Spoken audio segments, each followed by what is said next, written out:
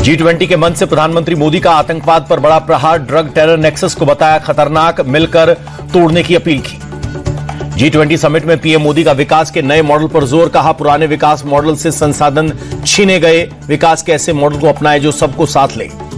PM Modi के south Africa दौरे की बड़ी सफलता, ऑस्ट्रेलिया और कनाडा के साथ टेक्नोलॉजी और इनोवेशन पार्टनरशिप पर करार, आतंक के खिलाफ साझा प्रस्ताव पर मोहर।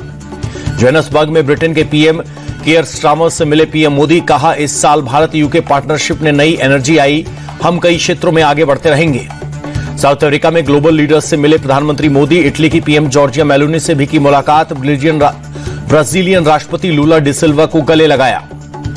यूपी में एसआईआर के बीच मुख्यमंत्री योगी का प्रदेश के सभी डीएम को आदेश, अवैध घुसपैठियों की पहचान तुरंत कर कार्रवाई करें। यूपी सरकार के फैसले पर कांग्रेस प्रदेश अध्यक्ष अजय राय का तंज, प्रदेश में 8 साल से योगी सरकार है, ये अवैध घुसपैठियों की पहचान नहीं कर सके। एसआईआर को लेकर सपा चीफ अखिलेश यादव का बड़ा आरोप, कहा बीजेपी चुनाव आयोग के साथ मिलकर यूपी और बंगाल के बड़े लेवल की तैयारी कर रही है, हम पूरी तरह से अलर्ट हैं। अखिलेश के आरोपों पर ब्रजेश पाठक का जवाब, कहा पारदर्शी लिस्ट होना हर नागरिक की ड्यूटी, इलेक्शन कमीशन उसी दिशा में काम कर रहा है। बीजेपी सांसद प्रवीण खंडेलवाल भी अखिलेश पर भड़के, जनता उन्हें लगातार नकार रही है, इसलिए ऐसे बयान देने को मजबूर। मुस्लिम धर्मगुरु सैफी अब्बास का भी अखिलेश को जवाब, कहा नाम काटने नहीं बल्कि जोड़ने के लिए हो रहा है वेरिफिकेशन। सपा सांसद अवधेश प्रसाद का बड़ा आरोप, कहा एसआईआर की प्रक्रिया में गड़बड़ी चल रही है, कुछ जगहों पर बीएलओ नहीं बांट रहे हैं फॉर्म। रामलीला मैदान में एसआईआर पर कांग्रेस की रैली को लेकर जेडीयू का तंज, बिहार हार के बाद भी कांग्रेस नहीं सुधरी, आने वाले समय में उनकी मुश्किल और बढ़ेंगी। राहुल गांधी की मांग पर ही एसआईआर शुरू किया गया था। रामलीला मैदान में कांग्रेस की रैली पर बोले प्रहलाद जोशी। एसआईआर को लेकर राजस्थान कांग्रेस भी परेशान, नेता प्रतिपक्ष टीकाराम जूली बोले एसआईआर की आड़ में हर विधानसभा में से कांग्रेस के 5 से 10 हजार वोट काटना इनका मकसद। बंगाल में घुसपैठ के खिलाफ बड़ी कार्रवाई, 1720 अवैध प्रवासियों को हकीमपुर बॉर्डर से डिपोर्ट किया गया। बंगाल के नदिया में एक और बीएलओ ने की आत्महत्या, सुसाइड नोट में एसआईआर के प्रेशर को बताया वजह। बीएलओ की मौत पर सियासत गरमाई, टीएमसी नेता कुणाल घोष बोले एसआईआर का गुणगान करने वाली बीजेपी पीड़ित परिवार का मजाक उड़ा रही है। कुणाल घोष बोले 2 साल का काम 2 महीने में कैसे पूरा होगा, एसआईआर को लेकर इतनी हड़बड़ी क्यों है।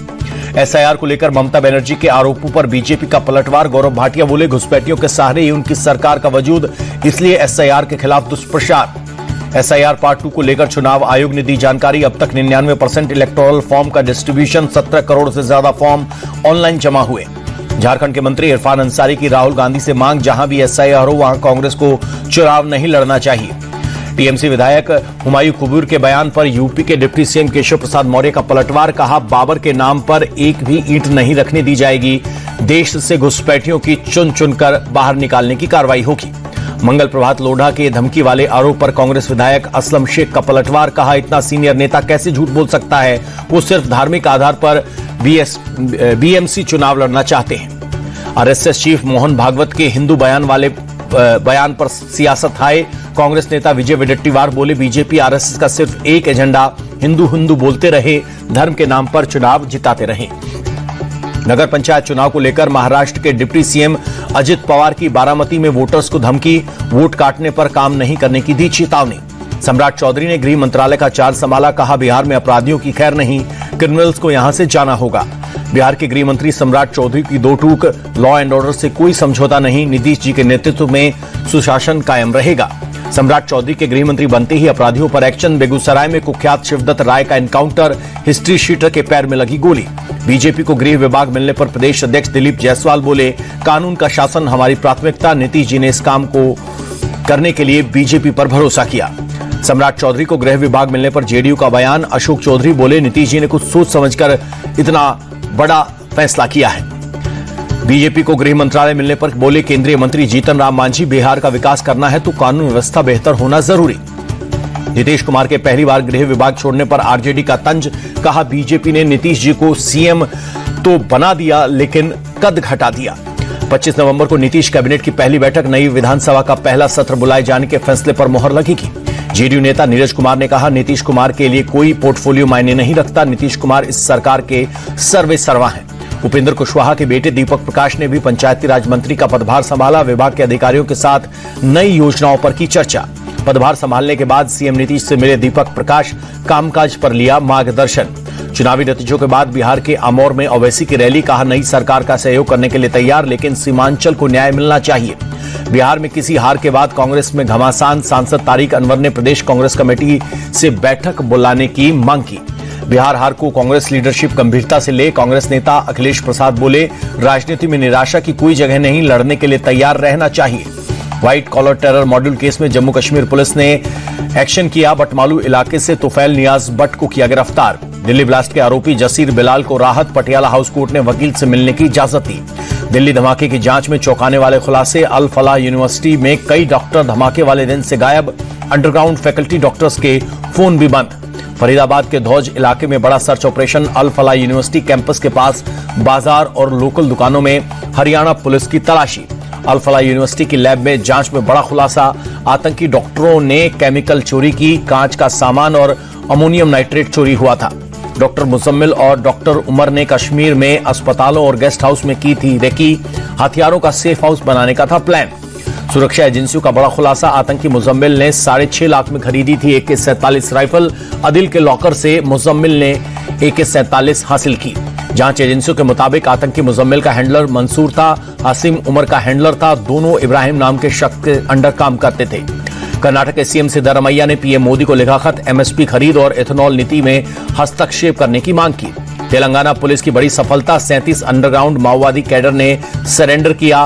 पिछले एक साल में तेलंगाना में 465 नक्सलियों ने किया सरेंडर। नागपुर में एग्रो विजन कृषि प्रदर्शनी में बोले केंद्रीय मंत्री नितिन गडकरी, AI की मदद से बढ़ेगी फसलों की पैदावार। केंद्रीय मंत्री JP नड्डा से मिले ओडिशा के CM मोहन चरण मांझी, प्रदेश से जुड़े मुद्दों पर की चर्चा। उधमपुर में सेना का ऑपरेशन दृष्टि कैंप खत्म, रक्षा मंत्री राजनाथ सिंह ने क्लोजिंग सेरेमनी में वर्चुअली संबोधित किया। LG मनोज सिन्हा ने ऑपरेशन दृष्टि के तहत सेना की सराहना की, कहा 408 लोगों की आंखों की सर्जरी हुई। गुजरात सरकार ने 4,473 कैंडिडेट्स को दिए अपॉइंटमेंट लेटर, CM पटेल ने सभी को दी शुभकामनाएं। 25 नवंबर को श्री गुरु तेग बहादुर जी का 350वां शहीदी दिवस, चंडीगढ़ और दिल्ली में सरकारी छुट्टी का ऐलान। अयोध्या में ध्वजारोहण महोत्सव का वैदिक अनुष्ठान जारी, 24 नवंबर तक चलेगा अनुष्ठान। अयोध्या में ध्वजारोहण समारोह को लेकर बाराबंकी में भी अलर्ट, संवेदनशील इलाकों में पुलिस के सीनियर अधिकारियों की गश्त। प्रयागराज दौरे पर CM योगी माघ मेले की तैयारियों का जायजा लिया, संगम के घाट पर पूजा अर्चना भी की। प्रयागराज में माघ मेले की तैयारियां शुरू, अस्थायी पीपा पुलों के रंग रोगन का काम जारी, 3 जनवरी 2026 में माघ मेले की शुरुआत होगी। बरेली हिंसा मामले में बुलडोजर एक्शन, मोहम्मद आरिफ की मार्केट को ढहाया गया। मौलाना तौकीर का करीबी है मोहम्मद आरिफ, अवैध तरीके से बनाई गई थी 2 मंजिला मार्केट।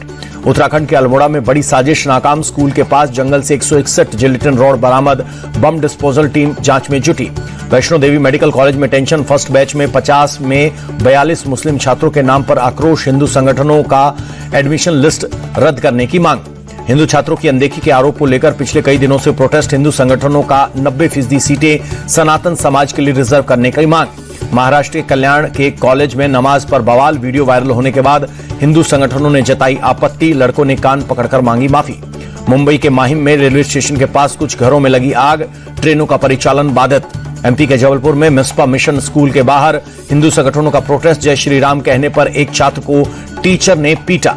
वाराणसी के दाल मंडी इलाके में प्रशासन ने एक और मकान को तोड़ा, सड़क चौड़ीकरण की वजह से हो रही है कार्रवाई। दिल्ली पुलिस ने ह्यूमन ट्रैफिकिंग गैंग का भंडाफोड़ किया, विदेश में नौकरी का झांसा देकर युवाओं से कराते थे ऑनलाइन ठगी।